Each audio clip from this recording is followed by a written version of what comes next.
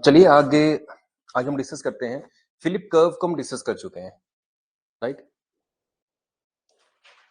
Philip curve के बारे में हमने काफी बातें कर रखी हैं, डिस्कस कर चुके हैं। तो क्या आपको याद है सबको क्या होता है फिलिप कर्व? तो पहले बस ये बता दो कि फिलिप कर्व जो है ना वो किन दो चीजों के बीच में है, या फिलिप ग्राफ जो है ना वो किन दो चीजों के बीच में है? इन्फ्लेशन और अनएम्प्लॉयमेंट। तो इन्फ्लेशन और अनएम्प्लॉयमेंट ठीक आप लोगों ने, but let me ask you then कि इन्फ्लेशन और अनएम्प्लॉयमेंट का आपसी रिलेशन क्या है?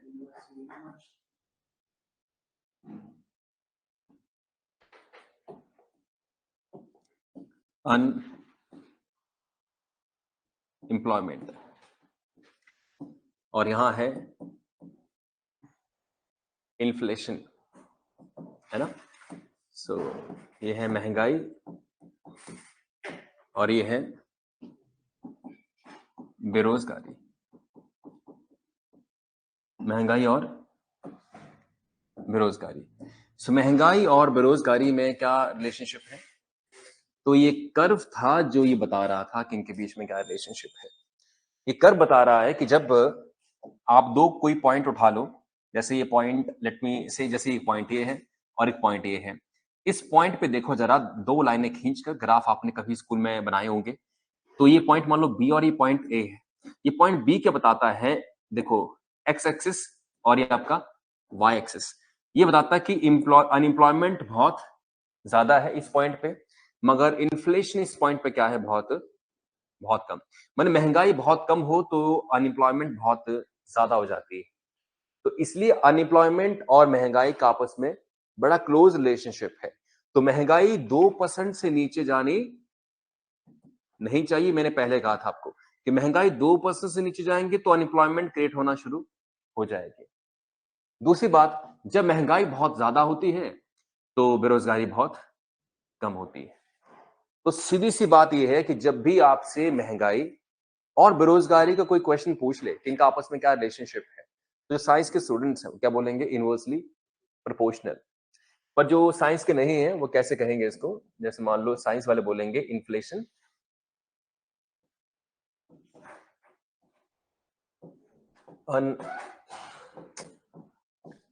unemployment is inversely proportional to what?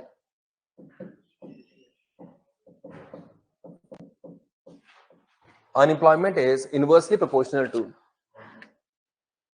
inflation, right? जो अनएम्प्लॉयमेंट है that is inversely proportional to inflation. It means what? इसका मीनिंग क्या है? It means कि इन्फ्लेशन ज्यादा है तो अनएम्प्लॉयमेंट कम। मैं एरो लगा रहा हूं यहां पर। और दूसरे केस में अगर इन्फ्लेशन कम है तो अनएम्प्लॉयमेंट क्या होगी? ज्यादा। ये सीधी सी बात है, सिंपल डिस्कशन।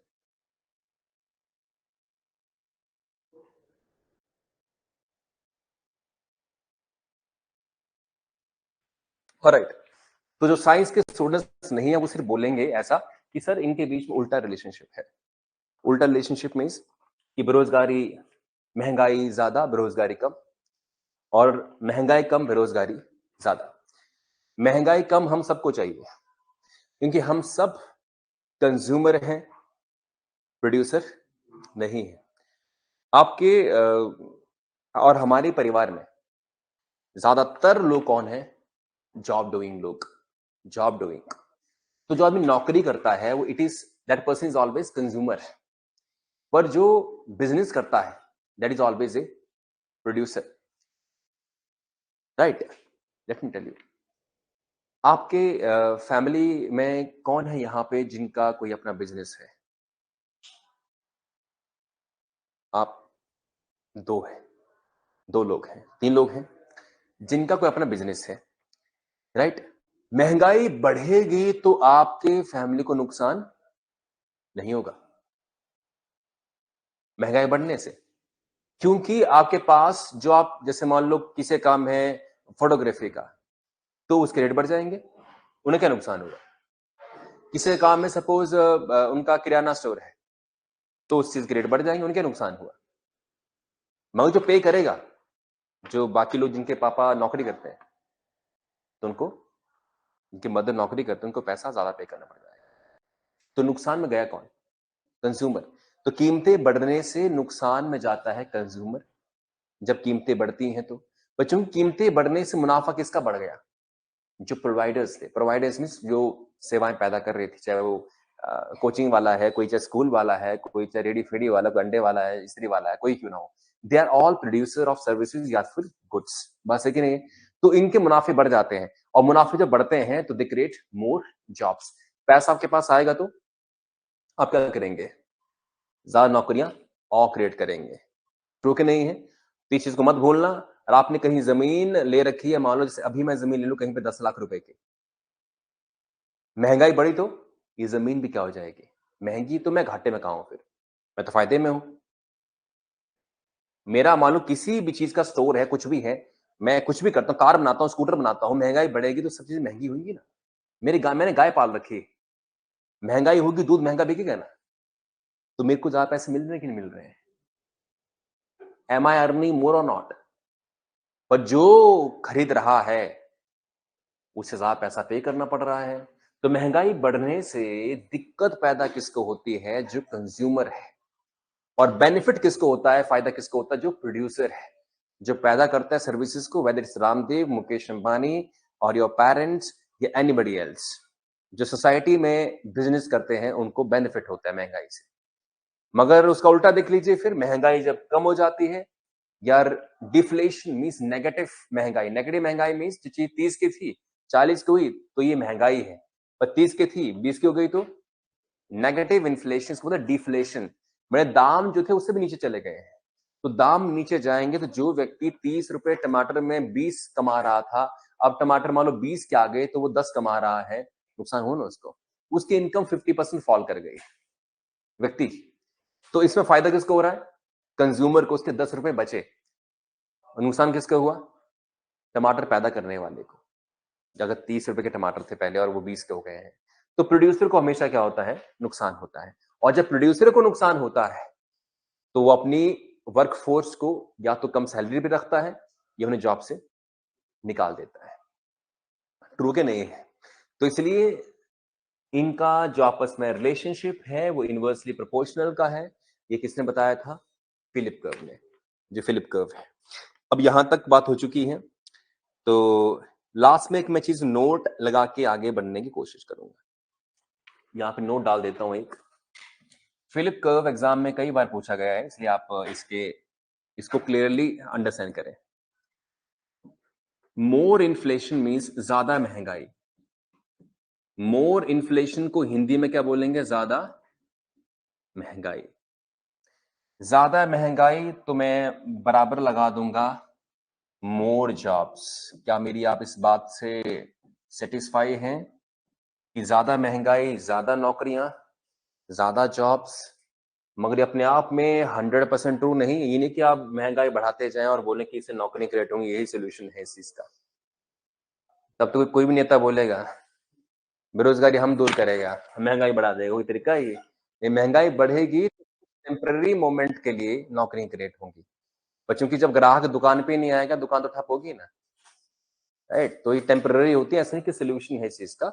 मगर कोई पूछे आपसे कि महंगाई बढ़ती है तो जॉब ज्यादा बनती है, उसके पीछे तर्क मैंने दे रखे हैं कि महंगाई बढ़ने से लोगों की, जो प्रोड्यूसर है जिसने धंधा चलाया होता है, उसकी इनकम में इजाफा होता है। तो इनकम में इजाफा होने से उसको साइकोलॉजिकली एक केमिकल रिएक्शन होता है कि यार आराम करने के दिन आ गए, लेट्स स्टे इजी नाउ, काम देता हूँ लोगों को, एम्प्लॉयमेंट वो अखबार में स्टार्ट देगा, नीड टू बॉयज या need this at my shop, तो अब आराम करना चाहेगा, राइट? तो इसका एक टेम्परेरी इफेक्ट है, ये नहीं कि सोल्यूशन अपने आप में। ना अगर मैं कहूं कि मोर डिफ्लेशन, तो मोर डिफ्लेशन मींस जब महंगाई नेगेटिव हो जाती है, नेगेटिव, 30 रुपए की चीज किसमें आ गई? 20 रुपए में, ये हुई डिफ्लेशन। 30 रुपए की चीज 40 में गई, 60 में गई, ये है इन्फ्लेशन। तो डिफ्लेशन जब है तो मीन्स लेस क्या है? जॉब्स। आई थिंक आप मेरी इस दोनों बातों से सेटिस्फाइड हैं। तो ये इसका नोट है। सही जी। अब एक बात और बोल दूं मैं, महंगाई बढ़ने से हमेशा फायदा ही होगा ये सही नहीं है।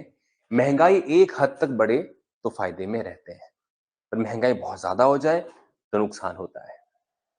जैसे दाल की कीमत, जैसे मान लो मैंने दाल आज खरीदी है होलसेल से, मैं दुकानदार हूं और मैंने खरीदी दाल 100 रुपए किलो, कोई दाल में ले आया, राइट, और मैं लगभग 5 क्विंटल इतनी दाल ले आया और मैंने जमा कर दी स्टोर में। ज्यादा दुकानदार ऐसे करते हैं ना, थोक में गाड़ी भर के सामान लाते हैं, उसे स्टोर में रख देते हैं। अब इन बिटवीन दैट 1-2 हफ्ते में कुछ ऐसा माहौल बना कि 100 रुपए वाली दाल कितनी पहुंच गई, 150 रुपए किलो पे पहुंच गई, राइट। मुझे 100 रुपए बेचने में भी क्या हो रहा था, फायदा हो रहा था। मेरा माल उसी रेट पे आया हुआ है, मैंने माल तो डलवाया है महंगाई से पहले वाला, राइट। तो अब मैं 50-50 रुपए पर किलो एक्स्ट्रा बोनस कमा रहा हूं, राइट। दुकानदार को लॉस कहां है, बशर्ते जो उसकी सेल पहले थी अब भी सेल उसकी उतनी रहो तो है। फिर अगर 150 दाल चली गई, लोग बोले दाल नहीं खाएंगे सब्जी खाएंगे, फिर क्या होगा उसका, फिर तो बेटा ना वो, तो फिर बोला तो दाल नहीं बिक रही, फिर बोलेगा अरे अरे नहीं 150 नहीं दे रहा हूँ यार, 140 में ले लो ना। नहीं 140 में नहीं लेंगे, सब्जी खाएंगे, जा 20 रुपए किलो गोभी मिल रही है, राइट।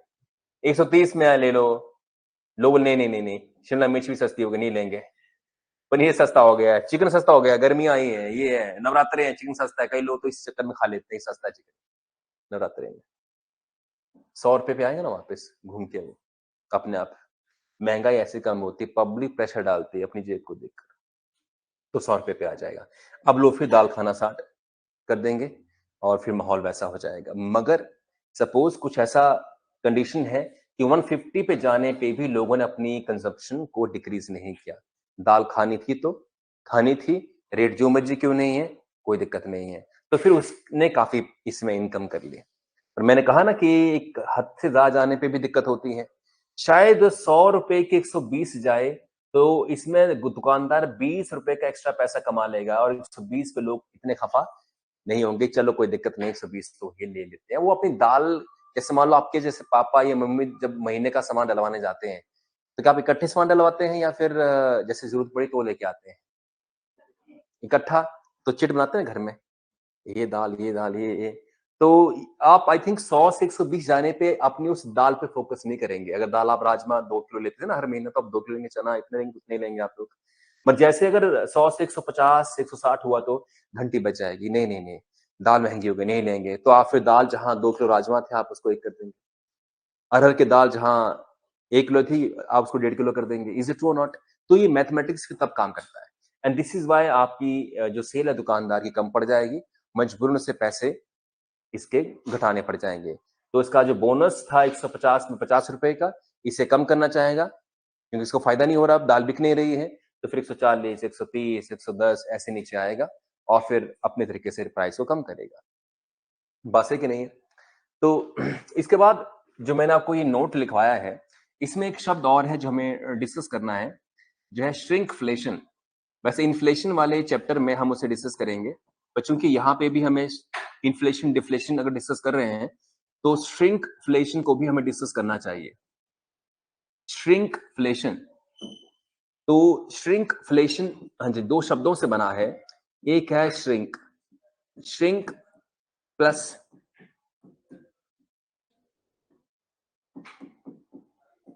इन्फ्लेशन। श्रिंक करना मीन सिकुड़ना, सिकुड़ना। क्या महंगाई का सिकुड़ना कि क्या? नहीं, महंगाई का सिकुड़ना तो डिफ्लेशन होता है, महंगाई कम हो जाए नेगेटिव हो जाए तो वो तो डिफ्लेशन है। श्रिंकफ्लेशन क्या होता है? श्रिंकफ्लेशन मीन्स महंगाई है मगर आपने उसे एक अलग तरीके से दिखाया है। जैसे मान लीजिए एक टाइम पे मैगी का जो पैकेट था वो बड़ा आता था 10 रुपए में, एक टाइम पे आता था 5 रुपए का। तो एक टाइम पर मैगी का पैकेट ये बड़ा था, अब छोटा होता जा रहा है, पर मैगी का दाम अभी भी कितना है, 10 रुपए का। तो हमें लगता है कि किसी ने पूछा एक दिन मुझसे कि जब महंगाई हर चीज में हो रही है तो ये मैगी हम बचपन से 10 रुपए की खा रहे हैं, ये चक्कर क्या है? That is called shrinkflation. उन्होंने माल कम कर दिया अंदर, मैदा अंदर, मैदा मतलब ये जो माल है अंदर, नूडल पहले इतना था, इसे कम कर दिया, इसे और कम कर दिया, इसे और कम कर दिया।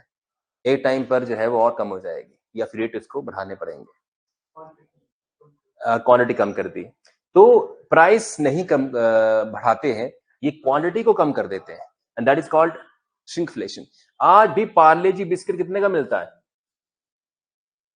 5 रुपए का। पार्ले जी बिस्किट सबसे सस्ता बिस्किट, पार्ले जी मिलता है कि नहीं मिलता है? मिलता है 5 रुपए का। और एक टाइम पे वो 5 रुपए का ये लंबा सा बिस्किट था, अब इतना सा मिलता है, 4 बिस्किट होते हैं उसके अंदर। दैट इज कॉल्ड श्रिंक, हाँ 4-5 तो होते हैं इसमें। श्रिंकफ्लेशन मैंने, इन्होंने पैकेट का साइज कम कर दिया और बोला कि आज ही 5 रुपए का है, आज ही 5 रुपए का। इवन एक दिन ऐड आई थी कि 5 रुपए में क्या मिलता है, तो एक बंदा निकलता है पोस्टर से बाहर कि पार्ले जी आज ही 5 रुपए का मिलता है। तो सच में मिलता 5 रुपए का ही आज भी। तो इसके उस जमाने में रेट भी 5 रुपए थे, अब इसके रेट क्या 5 रुपए के, पर पैकेट का साइज छोटा कर दिया गया। तो मैगी के रेट फ्रॉम 10 ईयर्स 10 रुपीज ही है, 10 रुपए का पैकेट। तो उसके जो जो उसका पैकिंग है या उसका जो क्वांटिटी है, मात्रा है, वो कम करते जा रहे हैं। That is called shrinkflation. तो क्या कोई कहे कि मैगी महंगी होती जा रही है कि नहीं हो रही है? तो दूर से देखोगे तो बोलोगे नहीं हो रही, प्रॉपर लिखी हो तो बोलेंगे हाँ हो रही है महंगाई, क्योंकि इसका आप क्वांटिटी कम करते जा रहे हो। तो जिस चीज का प्राइस नहीं बढ़ाते पर आप उसकी क्वांटिटी को कम कर देते हैं, तो अल्टीमेटली आप इन शॉर्ट उसे महंगा करते जा रहे हो, इसमें कोई शक नहीं। ठीक है जी, तो लिखिएगा,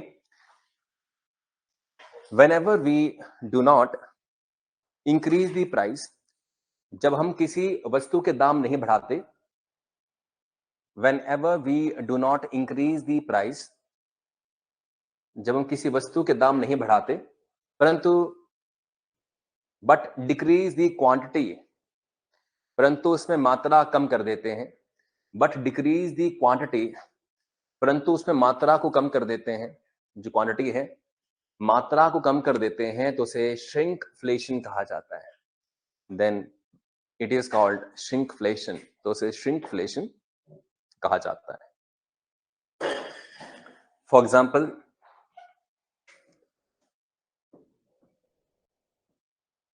नेस्ले मैगी का पैकेट आज भी 10 रुपए का है। For example, the Nestle Maggi is still 10 rupee a packet.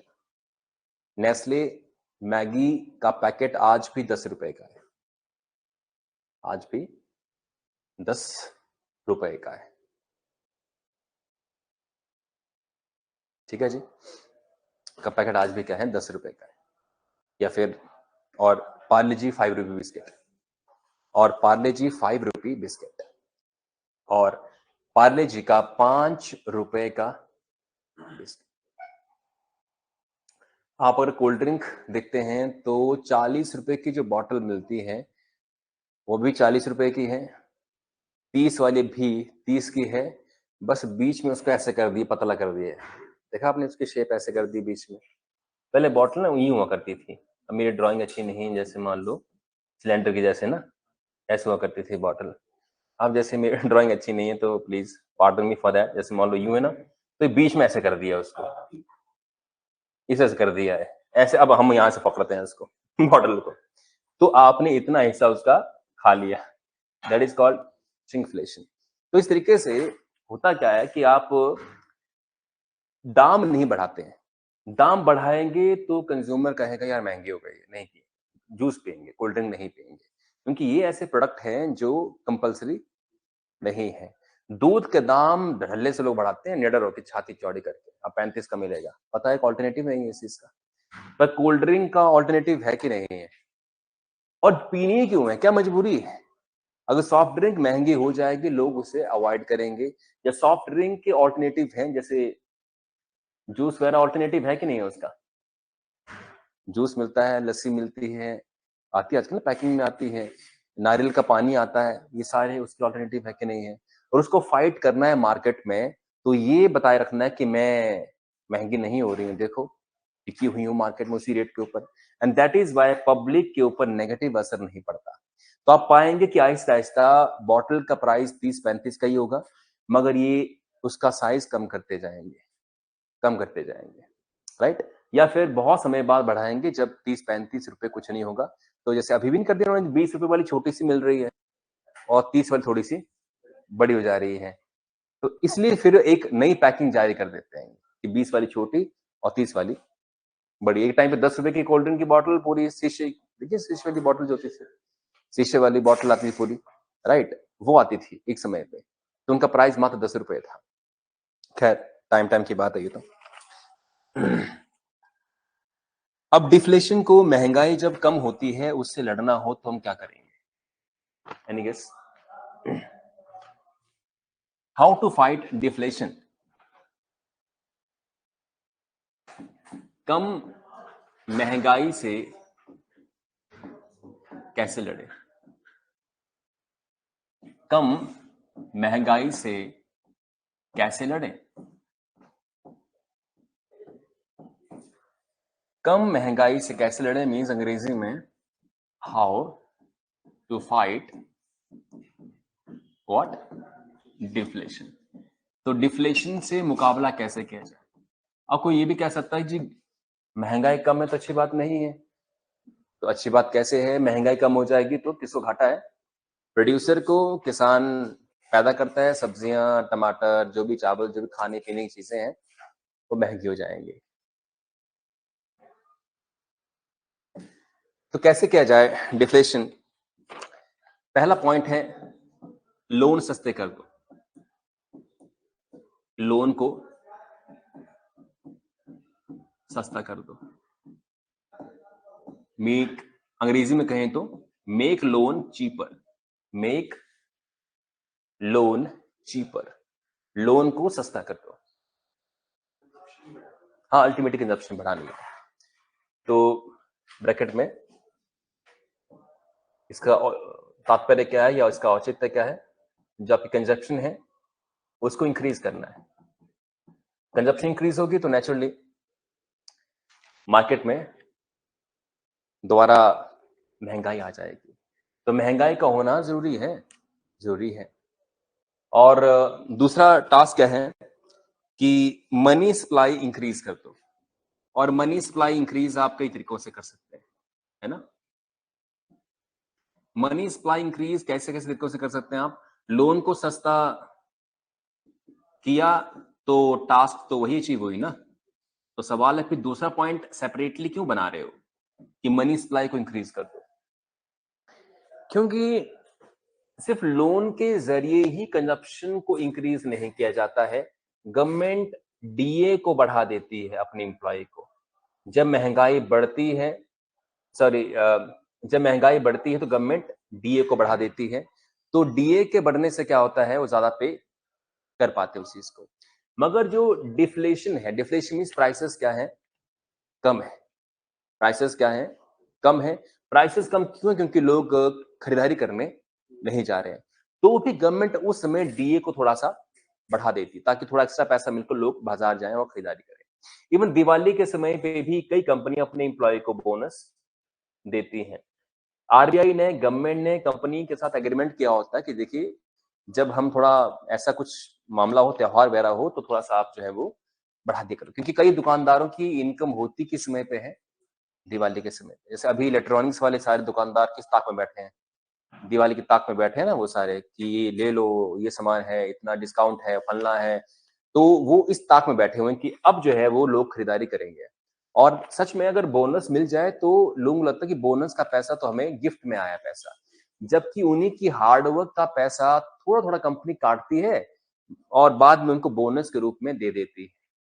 जैसे मान लो आप प्राइवेट कंपनी में काम कर रहे हैं, आपकी सैलरी मान लो होनी चाहिए 60,000, आपको कंपनी पे कर रही है 58,000, तो कंपनी 2,000 रुपये आपकी जेब से एक तरह से काट रही है।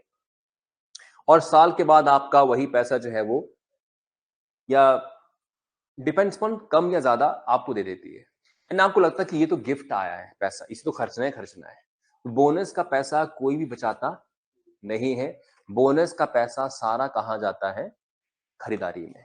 यदि आपको लाख रुपए का बोनस मिले, आप उसे बचाएंगे क्या? कभी नहीं बचाएंगे। सैलरी का पैसा ताला लगा के लॉक कर दो इसको, एफडी कर दो इसकी, इसको कहीं डाल दो। मगर बोनस में जो पैसा आता है इट इज ऑलवेज स्पेंट। अरे जैसे मान लो मजदूर लोग हैं, उनको दिहाड़ी दिया आपने 400 रुपए, उनको भेज दिया, वो 400 रुपए गले से ऐसे लगा के जाएंगे और घर में उसे रखेंगे बचाकर, और आपने उनको 100 रुपए एक्स्ट्रा दे दिए, दारू पी के निकलेंगे घर को, है कि नहीं है? वो 100 रुपए की वो धज्जियां उड़ा देंगे घर तक जाते जाते। मैं सीरियसली कह रहा हूँ, क्योंकि उन्हें लगता है कि ये तो हमारी कमाई का थोड़ा ना, ये तो हमें, वो हमसे प्यार करते हो, कोई प्यार नहीं करता है तुमसे यार, तुम्हारे घर वाले भी नहीं करते हो नहीं। तो पॉइंट क्या है कि उनको लगता है कि ये तो बिकॉज ऑफ लव कंपनी दे रही है, या जो मालिक है वो दे रहा है बिकॉज ऑफ लव। ऐसे नहीं, उनको मोटिवेट कर रहा है थोड़ा बहुत कि देखो अच्छा तुमने काम किया, अभी बोनस ले लो। दिवाली के समय हर दुकानदार, हर बिजनेसमैन अपने एम्प्लॉय को कुछ गिफ्ट्स या कुछ पैसा दे देता है। वो सारा पैसा कभी जेब में टिकता नहीं है, वो सारा पैसा मार्केट में खर्च हो जाता है।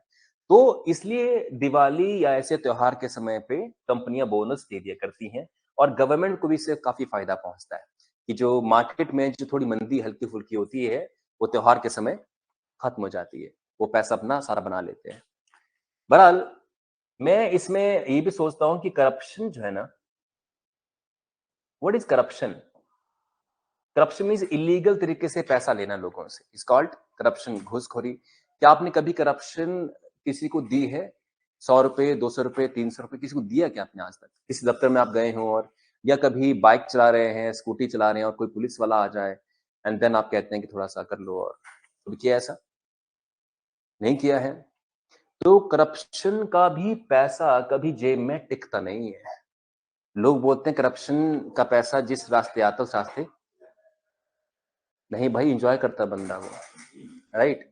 इंजॉय करने में पैसा खर्च होता है ना। रीजन क्या है? जनता समझती है कि पैसा जो कमाया मेहनत का वो बचता है, और ठीक भी है। जिस चीज को कमाने में आपने मेहनत किया, आप उस पैसे की कदर करते हैं, ऐसे नहीं खर्चते आप उसको। पर जो करप्शन होती है वो एक्स्ट्रा पैसा की नहीं है।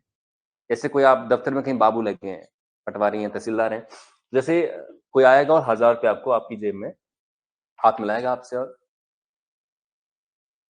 एक ऐसे टिका देगा आपके हाथ में, राइट, कि दिवाली की के लिए मेरी तरफ से, राइट। तो अब आपका ये क्या हुआ? बोनस हुआ ना एक तरह से, क्योंकि आप बोलेंगे मेरी सैलरी में तो नहीं लिया मैंने। इसीलिए करप्शन करने वाले ज्यादातर लोग जो हैं वो गलत रास्ते पे चल पड़ते हैं। वो 1000 रुपए जो उनको मिला ना करप्शन का, वो जो बोनस है वो उनको गलत रास्ते पे लेके जाएगा, क्योंकि वो उसे खर्चना चाहेंगे, इंजॉय करना चाहेंगे, पार्टी करना चाहेंगे उससे। This is the problem. इसलिए ईमानदार लोग क्यों सही रास्ते पे हमेशा और कामयाब होते हैं, करप्ट लोग क्यों ज्यादा सर्वाइव नहीं कर पाते? बिकॉज ऑफ हैबिट खराब करता है ये पैसा। पर जो भी है, ये पैसा जो करप्शन से आता है तुरंत आप कहाँ लेके जाते हैं इसको? बाजार में गुटखा, पान, तंबाकू, दारू जो भी लेनी है, या सपोज अगर आप अच्छे इंसान हैं तो आप जैसे मान लो कहीं गोल्ड ले लेंगे उसका, अ, अपनी मम्मी के लिए, अपने कजिन के लिए, या किसी के लिए भी, अपनी वाइफ के लिए, अपनी सिस्टर के लिए भी, तो गोल्ड में आप इन्वेस्ट कर देंगे उस पैसे को, और आप समझदार हैं तो। पर ज्यादातर केस में ये पैसा जो है ज्यादातर आप तुरंत खर्चते हैं। अब जिसमें खर्चे आपकी अपनी कॉल है, और आप खर्च देते हैं इसको। तो करप्शन होने से भी जो डिफ्लेशन है वो कम हो जाती है, ठीक है नहीं है? तो आपने ज्यादातर केसेस में करप्शन या पैसा अगर देना होगा ना, और देंगे आप, तो ज्यादातर पुलिस वालों को देते हैं आप। ये पुलिस वाले, ट्रैफिक वाले, इनको आप पैसा देते हैं, क्योंकि आपके पास कागज पूरे नहीं होते हैं। तो उसके बाद जो है क्या करें? गवर्नमेंट के फाइन 10,000 रुपए। एक बार मैं दिल्ली गया, पहली पहली बार, बड़े साल पहले की बात है, और अब मुझे वहां इतना नहीं पता था भी कैसे करना है क्या नहीं करना है, और वहां पे ना दिल्ली की रोड बड़ी कंफ्यूजिंग कंफ्यूजिंग सी है। तो आप कट जब लेते हैं ना, तो एक रोड यहाँ से आ रही होती है जो आपको यहाँ लेके जाती है। आप मेन रोड से कट नहीं मार सकते हैं, लेफ्ट राइट नहीं मार सकते हैं। और मैं ठहरा पहाड़ी बंदा, और मैंने कट मार दिया इस तरफ को। तो आगे जाके पुलिस मुझे रोकती है। मैंने कहा ये क्या हुआ? चौक से कट मारना तो अलाउड है यार, चौक से कट मारना क्या अलाउड है कि नहीं है? पर वहां अलाउड नहीं है। एक और रोड आती है, उस रोड से पीछे से ही उस रोड पे चलना पड़ता है, तो वो आपको इधर लेके जाती है। यहाँ बीचों बीच में से कट नहीं मार सकते आप। जबकि कोई दिक्कत नहीं है। क्या दिक्कत है? रोड खुली पड़ी है, कट मारने में क्या है? चौक से कट आदमी मार सकता है आसानी से, अपनी साइड पे था मैं। तो ऐसा करने पे जो है 5000 का फाइन है दिल्ली में। तब अब तो 10,000 का फाइन है ऐसा करने पे। मात्र आपकी हल्की सी मिस्टेक कि आपको जानकारी नहीं थी, आप बाहर के थे, आपको वहाँ के रूल्स मालूम नहीं थे, तो आपने ऐसा कर दिया। तो उन्होंने कहा पर्ची काट दी, फर्जी पर्ची काट दी ऐसे ही, और कहा कि 5,000 रुपए भरिए। तो आई थॉट यार 5,000 रुपए तो बहुत ज़्यादा है, कई साल पहले। तो मैंने कहा इसको सेटल कर लो, इस मामले को। तो कहते हैं सेटल वेटल कुछ नहीं होता, हरियाणवी लोग होते हैं थोड़े पागल से होते हैं, ये सेटल कुछ नहीं होता है। तो वो उधर साहब बैठे हैं, उनसे मिल लो। तो जैसे साहब साहब बड़ा सॉफ्ट होता है, लाला टाइप नहीं होता से बंदा दुकानदार। राइट। इनके जो नीचे वाले होते हैं लोग वो अकड़ते हैं ना रोड पे विसल लेके, और जो स्टार वाला आदमी होगा 2-3 स्टार वाला अंदर, वो बड़ा सॉफ्ट तरीके डील करता है। दुकानदार डील करते हैं कि भाई जैसे आपको दुकानदार एक कोई शोरूम के अंदर उसके लोग दिखाते ना, ये सोफा है इतने का होगा, ये लाली मजा लाला आपको बड़ा डिस्काउंट ऑफर कर। तो उसने कहा कि 5000 का है और 1 रुपए कम नहीं होगा, ये भरना पड़ेगा आपको। तो मैंने कहा जो है कुछ कम कर दो। तो अब क्या उनका अंदाज थोड़ा सही होता है, वो फिर बात नहीं करते आपके साथ, कि खुद सोचे और खुद एक्शन ले। खुद ही बोलेगा कम कर देता हूँ मैं। तो नहीं नहीं नहीं नहीं नहीं ऐसे करेगा, नहीं नहीं, और यहाँ लिखना शुरू कर देगा, नहीं नहीं ऐसे करना शुरू कर देगा। एंड आप चुपके से उसको क्या करते हैं, थोड़े से पैसे पकड़ा देते हैं। अब उसकी औकात इतनी थी कि लोग उसको 100-100 रुपए देते होंगे। राइट। 100 रुपए 200 रुपए देते होंगे, ये उसका था मेरे ख्याल से। ये उसका अमाउंट इतना होता था, लोगों से ऐसा डील करते थे। 100 रुपए दे दिए, 200 रुपए दे दिए।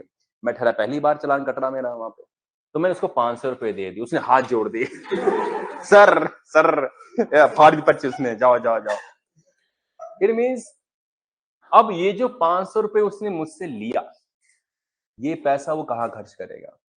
रखे घर में बचा कर, उसे कभी नहीं रखेगा इस पैसे को। ये उसकी आदतें खराब करेगा, क्योंकि इसको लगेगा देखो घर से वालों से भी वो बचाएगा उसे।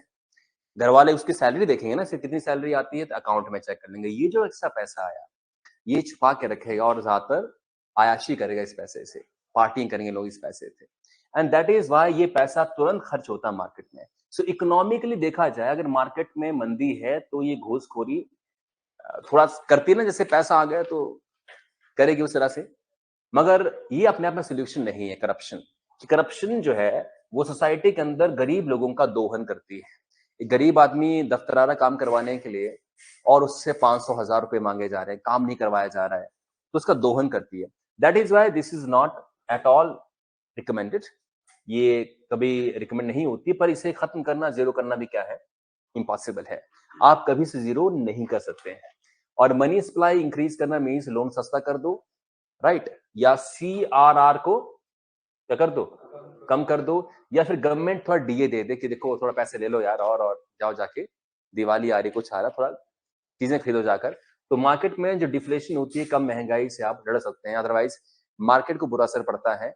अगर मार्केट में सेल नहीं हो रही है, बिक्री नहीं हो रही है, तो कंपनियां अपने एम्प्लॉय को नौकरी से निकाल देती हैं। और वही एम्प्लॉय फिर जब घर में आता है बेरोजगार होकर, स्ट्रेस लेता है, वो दारू पीता है, तो कुछ करता है, या फिर जो है वो इमोशनली कुछ और बिहेव करेगा, एंड देन 1-2 साल घर में रहेगा, क्या उसकी हालत हो जाएगी। तो अगर वहां रहता तो उसको सैलरी मिलती, पैसे मिलते, और अब जॉब से बाहर है तो नेचुरली समस्या है। अब इस तरह की जो पॉलिसी होती है जो कम महंगाई से लड़ती है, गवर्नमेंट की पॉलिसीज जो कम महंगाई से फाइट करती है, उसे बोलते हैं, जैसे एक्सपेंशनरी, लिखवाया था कल आपको मैंने, ये लिखवाया एक्सपेंशनरी। एक्सपेंशनरी मैंने एक्सपेंड करना था, एक्सपेंड मींस पैसा देना लोन में, एक्सपेंशनरी। इजी, इसका एक नाम इजी भी है, एक्सपेंशनरी, इजी, चीप, डोविश, इसके 4 नाम हैं। इकोनॉमिक पॉलिसी,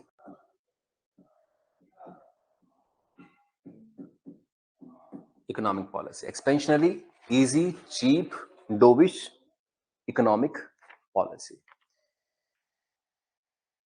इजी मीन्स आसानी से जनता तक पैसा पहुंचाना, माने सस्ता लोन कर देना। चीप का भी मतलब क्या है, लोन सस्ता कर देना। डोविश मीन्स वही इजी सीआर करके अगेंस्ट सस्ता लोन देना, इनके सबकी मीनिंग सेम ही है। एक्सपेंशनरी का मतलब होता है एक्सपेंड करना, अपना लोन का बेस, ज्यादा लोन देना, लोन को एक्सपेंड करने की कोशिश करना। सिकुड़ना मीन्स पैसे को कम करना, एक्सपेंड मीन्स पैसे को फैलाना, सीधी सी बात है। एक्सपेंड करना, देखिए दो चीज, कॉन्ट्रैक्शनरी मीन्स मनी सप्लाई कम करना, you suck money from the market. Expansionary means you pull money in the market, you throw money in the market, expand करना उसे। और लोगों के पास पैसा आएगा तो नेचुरली दोबारा से खरीदारी होना शुरू हो जाएगी, तो इसलिए ये रीजन है। पंजाब के अंदर जो मार्केट है वो बहुत चलती है। देखा आपने पंजाब की कोई भी बाजार देखिए आप, कहीं किसी भी सिटी का, मतलब बहुत चलता है। रीजन क्या है कि पंजाब के लोग बहुत पैसा खर्च करते हैं, बहुत इंजॉय करते हैं। और आप पहाड़ों में आ जाइए, यहाँ के लोग पैसा बहुत कम खर्च करते हैं, ज्यादातर सेविंग के बारे में सोचते हैं। रीजन है कि पहाड़ी जो व्यक्ति है, पहाड़ों में जो लोग रहते हैं, तो उनके डीएनए में एक एडिटिंग हो चुकी है कि मौसम खराब रहेगा, फिर ये दिक्कत रहेगी, फिर ये होता है, फलना होता है, बचा लो पैसा, ये कर लो, इज इट ट्रू नॉट? तो वो नेचर बन चुकी है लोगों की, that is why they save their money. जब भी हिमाचल का आदमी बाहर जाता है ना, तो लोग बोलते तो कंजूस क्यों इतना, जैसे मेरे को बोलते, राइट? तो जब मैंने ऑब्जर्व किया मैं इतना कंजूस क्यों, तो मालूम चला कि मैं इस ऐसी लैंड में पैदा लिया हूं, जिस लैंड का विश्वास क्या था कि बचाओ बचाओ, मौसम खराब होगा, आगे कुछ नहीं मिलने वाला है, दिक्कत हो जाएगी। या जैसे पांगी भरमौर के लोग क्या सोचते होंगे, बारिश आने वाली है, सेविंग कर लो, एक माल इकट्ठा कर लो, सामान इकट्ठा कर लो, नहीं तो तब क्या करोगे? बस है कि नहीं है? तो इसलिए पहाड़ का आदमी मौसम या उससे डरता था कि आगे बर्फ पड़ने वाली है, लकड़ी इकट्ठी कर लो, खाना इकट्ठा कर लो, पैसे बचा लो, मुसीबत में क्या करोगे उस समय पे। इस तरह से वो सेविंग की तरफ ही सोचता चला। अब उसका डीएनए में कल सेविंग शब्द इम्प्रिंट हो चुका है। मगर आप पंजाब या इस साइड जाओगे तो यहाँ कोई मौसम की मार ऐसी नहीं है, तो ये लोग सेव नहीं करते हैं। और दूसरा रीजन, जैसे दिन मैंने कहा था कि अब्दाली और ऐसे लोग आते थे और पंजाब पर हमला करते थे, पंजाब के लोगों द्वारा सेव किया धन वो चोरी कर लेते थे। तो पंजाब के लोगों को लगा इन 17th और 18th सेंचुरी कि पैसा बचाना ही क्यों है, हम पैसा बचाएंगे पेट काट काट कर, अब्दाली आएगा पैसा ले जाएगा, बेहतर क्या उड़ा दो उस पैसे को। अब्दाली आएगा, हम बोलेंगे खाली देख, जेब देख खाली है, राइट? तो पंजाबियों के डीएनए में इम्प्रिंट हो गया कि पैसा बचाना ही नहीं है। सीरियसली पंजाब का रेडी वाला भी ऐसी शादी करता ना उसके अंदर, मतलब होटल के अंदर, डर जाते हैं कि इसका इतना पैसा है, और कल वो पेट पकड़ के सरकारी हॉस्पिटल जा रहा होता है, ऐसे नहीं है प्राइवेट हॉस्पिटल में जाने के लिए। तो जो ये पंजाब की जो पब्लिक है, they spend huge money and they don't save any money, वो पैसा सेव ही नहीं करते हैं, लगाते हैं बिजनेस पे, लैंड परचेज कर लेंगे, पैसे बिल्कुल नहीं बचाएंगे, ऐश करेंगे। मेरे कई दोस्त हैं जो जॉब करते हैं ना प्राइवेट कंपनीज में, तो वो बड़ा मजा करते हैं, यहाँ घूमने जा रहे हैं, वहां घूमने जा रहे हैं, उधर जा रहे हैं, वहां जा रहे हैं। ऑन दी अदर साइड जैसे पहाड़ी जो हिमाचली, दे सेव देयर मनी, ठीक, कहीं फ्यूचर में डेथ है ना सिर्फ, और क्या, मौत, राइट? तो ये पंजाबी की सोच है कि इंजॉय करना चाहिए, then money should be used and utilised. तो आपने देखा होगा ज्यादातर आपको टूरिस्ट कौन मिलते हैं? पंजाब के लोग घूमते फिरते रहते हैं। नाउ इसके बाद अब हम बात करें कि एसएलआर हमारे देश में अभी कितनी है, लगभग 18% है ना? तो व्हाट इज एसएलआर, क्या आप इसकी फुल फॉर्म जानते हैं? पढ़ा चुका हूं आपको मैं, इसकी फुल फॉर्म क्या है? Statutory liquidity ratio. और ये कितने परसेंट है? 18%। जरा इसका मतलब समझाओ, इसका मीनिंग क्या है? एसएलआर 18%, इसका मीनिंग क्या है? हम्म। देखिए आरबीआई की, नहीं नहीं नहीं, वो तो सीआरआर है। आर नहीं नहीं नहीं, आरबीआई की इंस्ट्रक्शन है कि कमर्शियल बैंक, हाँ लिक्विड फॉर्म में रखेगा, गोल्ड वगैरह में, प्रॉपर्टीज में कर लेगा। आरबीआई की इंस्ट्रक्शन है कि, रिजर्व बैंक की इंस्ट्रक्शन है कि कोई भी कमर्शियल बैंक जैसे एसबीआई, पीएनबी जो भी हैं, वो अपने टोटल डिपॉजिट का, सपोज टोटल डिपॉजिट 100 रुपए है, तो उसका 18% मीन 18 रुपए निवेश करेगा किसके अंदर?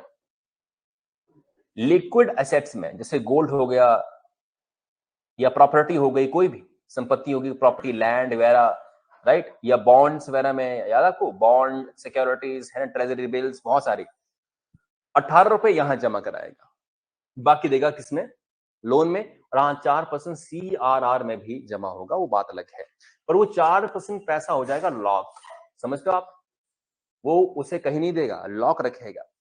और इसके बारे में मैंने काफी बातें कही थी आपको कि रीजन उसके पीछे क्या है। मगर जो ये SLR है, इसमें जो कमर्शियल बैंक है या बैंक है, 18% पैसा मीन 100 रुपए में 18% पैसा गोल्ड या बॉन्ड इसमें रखेंगे। ऐसा क्यों? मान लो जैसे 100 रुपए या 100 करोड़ जमा करवाया किसी व्यक्ति ने और उसका 4% आपने कहां रखा, CRR में, माने 4 करोड़ तो आपके पास ऑलरेडी पड़ा ही हुआ है, सही कि नहीं? 4 करोड़। उसके बाद बाकी कितना करोड़, 100 करोड़ का 18 करोड़, 18 करोड़ आप कहां जमा करेंगे, गोल्ड या इन्वेस्ट करेंगे, गोल्ड या फिर बॉन्ड या प्रॉपर्टीज के अंदर। मान लो कि डिमांड उठी कि हमें पैसा वापस चाहिए दिए समय से पहले, और आपके पास ये सफिशिएंट पैसा नहीं है 4 करोड़, तो आप फिर गोल्ड या बॉन्ड को बेचकर तुरंत उसका भुगतान कर सकते हैं। बात सही कि नहीं है? तो इमरजेंसी सिचुएशंस के लिए SLR माने स्टैट्यूटरी लिक्विडिटी रेशियो, इसके जरिए आप पैसा लगाते हैं उन एसेट्स में जो लिक्विड होते हैं, ताकि कोई भी इमरजेंसी अमाउंट की डिमांड आ जाए, तुरंत आप उसको बेचकर पैसा उसे लौटा पाए। इसके अलावा बाकी कितना बचा हमारे पास, 22% पैसा क्या हो गया, लॉक ना। तो 78% पैसा, अर्थात 100 करोड़ का 78 करोड़ या 100 रुपए का 78 रुपए इसमें जाएगा लोन में, और लोन में देकर वो फिर पैसा कमाता है, राइट। ये बैंक का काम करने का तरीका है या जरिया है, ठीक है जी। तो फिलहाल SR के बारे में हमने काफी बातें कही थी, बस नोट हमें ये करना है कि SLR तो स्टार्टिंग से कितनी रखी गई है, 18%। बहुत सालों से, लगभग 40-35 सालों से SLR कितनी है, 18% है। मगर CRR कुछ समय पहले ही करी गई है 4%, एंड CRR एक समय पे बहुत ज्यादा हुआ करती थी, एक समय पे, मैंने एक समय पे CRR 15% तक थी। रीजन क्या था, तब बैंक में काफी फ्रॉड हुआ करते थे। देखिए CRR का मतलब यह हुआ कि बैंक को कुछ परसेंटेज ऑफ मनी अपने पास या RBI के पास जमा करना पड़ेगा, कुछ अमाउंट ऑफ मनी, ताकि कोई भी ऐसी घटना घट जाए तो उस पैसे से, मुसीबत से लड़ा जाए, निपटा जाए। बैंक पर कोई भी फाइनेंशियल कंडीशन या कोई वित्तीय आपदा आ सकती है, कोई प्रॉब्लम आ सकती है। बैंक में कई बार घोटाले होते हैं, आपने सुना है, कई बार घोटाले होते हैं। बैंक के अंदर मैनेजर घोटाले कर सकता है, ऐसे लोगों को लोन देकर जिनकी कैपेबिलिटी लोन देने वाली, या जिनको लोन दिया जाना नहीं चाहिए था। पॉलिटिशियन से लेके लिखवा के लेके आ गए, नेता से, MLA MP से, कि जिस फलने आदमी को लोन दे दो और आपके बेटी या बेटे के बारे में मैं सोचूंगा। तो मैनेजर सोचता है कि यार MP का, मंत्री का फोन आया है, तो फला आदमी को मैं लोन दे देता हूँ। मंत्री का फोन आया, मंत्री से बना के रखूंगा, फ्यूचर में कोई काम होंगे, मेरे कई काम होंगे। तो इस चक्कर में वो ऐसे व्यक्ति को लोन दे देता है जो ट्रस्टवर्थी आदमी नहीं था। वो पैसा लेता लोन में, उसे बर्बाद कर देता है और पैसा वापस नहीं आता। इससे बैंक की फाइनेंशियल कंडीशन खराब हो जाएगी। अब जो पैसा बैंक ने लोन में दिया, वो पैसा था किसका, जनता का पैसा। अब वो जब जनता वापस पैसे मांगने आएगी साल के बाद, उसने FD करवाई है, पैसा कहां से दोगे, क्योंकि नहीं है। तो इसलिए कुछ पैसा बैंक का RBI के पास गिरवी होना चाहिए, कुछ पैसा बैंक का, and that is called CRR, cash reserve ratio, ताकि ऐसी समस्या आने पर वो पैसे से तुरंत मुसीबत से निपटारा या मुसीबत से लड़ा जाए। बात है कि नहीं है? तो CRR का अमाउंट होता है। कुछ समय पहले यस बैंक में चंदा कोचर नाम की एक लेडी थी, जो उसकी CEO थी, चंदा कोचर। यस बैंक का आपने नाम सुना है, बहुत बड़ा बैंक, प्राइवेट बैंक था। और उसने अपने पति की कंपनी दैट इज वीडियोकॉन को, जो कंपनी डूब रही थी, वीडियोकॉन, एक समय पे वीडियोकॉन के टीवी, रेफ्रिजरेटर क्या आते थे, पर आज वीडियोकॉन कहां खड़ी है, कहीं नहीं, बर्बाद हो चुकी है वीडियोकॉन कंपनी। तो वीडियोकॉन कंपनी जो डूब रही थी, ये सबको मालूम था, उसने फिर भी अपने बैंक, चूंकि पावर उसके पास है, वो बैंक की सीईओ है, तो उसने अपनी पत्नी, अपने पति की कंपनी दैट इज वीडियोकॉन में उसने कुछ 3-4 हजार करोड़ का लोन सैंक्शन कर दिया। कंपनी डूब रही थी, वो पैसा भी कंपनी के साथ डूब गया, पैसा वापस आया नहीं। जब इंक्वायरी बैठी कि ये लोन सैंक्शन किस बेसिस पे किया गया, मालूम चला कि उस कंपनी का सबसे बड़ा शेयर होल्डर कौन है, उसका पति। बड़ी शेयर होल्डर माने उसका एक तरह से मालिक कह लीजिए आप, सबसे बड़ा वो उसका पति है। एंड देन फिर इंक्वायरी बैठी तो उसको उससे पद से बाहर निकाल दिया गया। अब मान लो पद से बाहर निकाल भी दिया, पर अब बैंक को आप बुरे हालत से कैसे बाहर वापस निकालेंगे? वो 3-4 हजार करोड़ जो डूब गया, अब जनता का पैसा डूबा है और जनता पैसा मांगने आएगी तो पैसा कहां से लाओगे? तो जब CRR में जो बैंक ने RBI को पैसा दिया था 4%, मान लो वो 6,000 करोड़ है, 10,000 करोड़ है, RBI उससे उसको पेमेंट कर देगा जो लोग पैसा मांगने आएंगे। सिक्योरिटी है कि नहीं है? ताकि ग्राहक जो बैंक में पैसा जमा कराता है, डिपॉजिट करवाता है, उसके दिल में ऐसा अविश्वास न पैदा हो कि मैं पैसा लगाऊंगा, यहाँ पे पैसा डूब सकता है। ऐसे तरीके से लोग पैसा अपना जमा नहीं करवाएंगे, अपने पास ही रखेंगे और फिर वो इकोनॉमी में आएगा नहीं, बैंकिंग सर्विसेज में आएगा नहीं, तो फिर देश आगे कैसे बढ़ेगा? इसलिए बैंक को बचाने के लिए RBI ने उस समय पे काफी हैवी रखे थे CRR। रीजन क्या था? आए दिन बैंक में फ्रॉड हो रहे थे, चोरियां हो रही थी, तरह से पैसा सैंक्शन हो रहा लोन के अंदर, यहां से वहां पैसा जा रहा है, तो फ्रॉड काफी हो रहे थे। एक नोट डालिए इसके अंदर आप, 1990 के समय में 1990 के समय में 1990 के समय में CRR काफी ज्यादा था।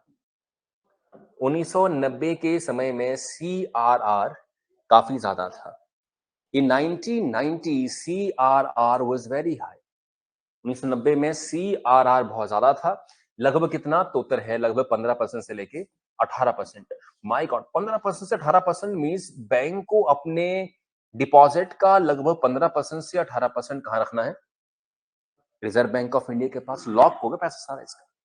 मैंने अगर 100 करोड़ उसकी कुल जमा राशि है ना, तो इसको लगभग कितना 15 से लेके 18 करोड़ बैंक का अपना डिपॉजिट कहां जाएगा? RBI के पास। इतना पैसा RBI क्यों रख रहा अपने पास? क्योंकि बैंक में क्या हो रहे थे? फ्रॉड हो रहे थे। लोन दे रहे हैं, लोन का पैसा वापस नहीं आ रहा है, तो अब जिन्होंने पैसा जमा कराया वो पैसा मांगने आएंगे, फिर पैसा कहां से लाओगे? दैट इज वाई जरूरी था कि एक बड़ा अमाउंट ऑफ मनी उनका सिक्योरिटी के तौर पर लॉक कर दिया जाए, ताकि फाइनेंशियल सिचुएशन खराब हो तो उसी पैसे से उन लोगों का जो पैसा मांगने आएंगे, उनकी FD पूरी हो रही है मान लो इस महीने, तो उनको तो पेमेंट करनी पड़ेगी, नहीं तो लोगों का बैंकिंग से विश्वास उठ जाएगा। तो लिखिएगा, इतनी ज्यादा CRR होने के पीछे कारण ये है, the reason behind such high CRR is, CRR के इतने अधिक होने की वजह ये है कि उस समय में बैंक घोटाले काफी होते थे, because the bank frauds were very high in those days. क्योंकि उस समय बैंक घोटाले काफी अधिक होते थे, because bank frauds were very very high in those cases. तो फिर नेचुरली अगर बैंक फ्रॉड है तो पैसा डूबेगा। डूबा पैसा किसका? जनता का। तो मान लो 100 करोड़ रुपए में 18 या मान लो 10 करोड़ आपने फ्रॉड कर दिया, बैंक ने, बैंक के मैनेजर ने चोरी चपाटी करी और लोन दे दिया अपने मित्रों को। बात है कि नहीं है? गलती किसकी है? बैंक की गलती है ना। तो 10 करोड़ रुपए पैसा डूब गया। अब 10 करोड़ रुपए पैसा था किसका? जनता का। जनता पैसे वापस मांगने आएगी FD पूरी होने के बाद, 10 करोड़ रुपए तो डूब चुका है। तो रिजर्व बैंक ऑफ इंडिया बोलेगा तेरा 18 करोड़ मेरे पास है ना, देखो बताता हूं मैं, ले लो पैसा लो, दे देगा पैसे उनको। तो इस तरह से जो फ्रॉड होंगे वो पैसा उसके पास ऑलरेडी है, तो ये पंप इन करेगा उस पैसे को और जनता का विश्वास बैंकिंग व्यवस्थाओं पे बनाए रखेगा। तो ये घाटा किसका हुआ फिर? बैंक का। जनता को नुकसान इसका नहीं हुआ। बैंक तो यस बैंक भी है, SBI भी है, PNB है। मान लो ये घोटाला किया यस बैंक ने, तो जनता ये ना समझे ना कि भाई सारे बैंक फ्रॉड है। जनता को लगे कि कोई दिक्कत नहीं, पैसा हमारा था, पैसा वापस आ गया। बैंक में चाहे फ्रॉड हो, बैंक बर्बाद हो जाए, जनता का पैसा उसको वापस मिलना चाहिए। पर कुछ समय से बैंकिंग व्यवस्था बहुत टनाटन है, बहुत बढ़िया है बैंकिंग व्यवस्था। अब पैसा दिया हुआ बैंक वापस खींच लेता, ले लेता है। फ्रॉड अब बहुत कम हो रहे हैं, ऑनलाइन तरीके से पैसा सैंक्शन होता है, मित्र पॉलिटिशियन सारा बहुत कम हो चुका है। दैट इज वाई CRR 4% तक आ चुकी है या 4.5% तक आ चुकी है। अब फ्रॉड बहुत कम होते हैं। जिस दिन बैंकिंग फ्रॉड जीरो हो जाएंगे, 0%, तो सकता है RBI सिर्फ 1% या आधा परसेंट ही पैसा रखेगा एज अ सिक्योरिटी मनी। तो सारा पैसा दो लोन में, फिर और पैसा मार्केट में आएगा और पैसा लोन में जाएगा। पर वो तब होगा जब बैंकिंग फ्रॉड लगभग क्या हो जाए, शून्य या फिर जीरो हो जाए। तो करके सिक्योरिटी मनी बहुत कम रखेगा। तो ये CRR कुछ और नहीं बल्कि सिक्योरिटी मनी है जो बैंक देता है किसको, RBI को, ताकि कुछ भी बैंक में फ्रॉड घपला हो तो जनता का पैसा जो डूबे वो RBI उनसे जो ली हुई सिक्योरिटी है उससे उनको पे कर दे और बैंकिंग व्यवस्था पे विश्वास बनाए रखे। चलिए आगे बढ़ेंगे मंडे को। ये चीजें आप पढ़ के लाना, सारी चीजें पूछूंगा आपसे मैं।